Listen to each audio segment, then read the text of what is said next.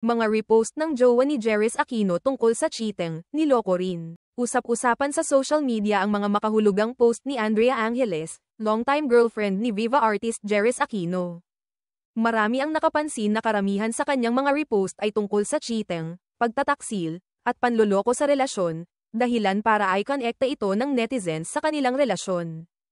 Ilan sa mga pahayag na ibinahagi niya ay tumutukoy sa takot na muling masaktan dahil sa pagtataksil, paniniwalang hindi dapat pagkatiwalaan ang barkada ng nobyo.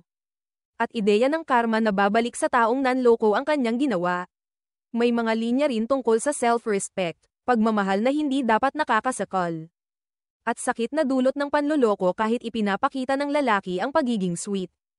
Pinahayag din niya na mas pipiliin niyang maging biktima ng cheating kaysa maging babae na sadyang nakikisawsaw sa relasyon ng may relasyon. Dahil dito, umugang ang spekulasyon kung may pinagdadaanan nga ba sina Andrea at Jerris, lalo't matagal na silang magkarelasyon. Sa ngayon, wala pang opisyal na pahayag mula sa dalawa. Ngunit mainit ang diskusyon ng mga netizen tungkol dito.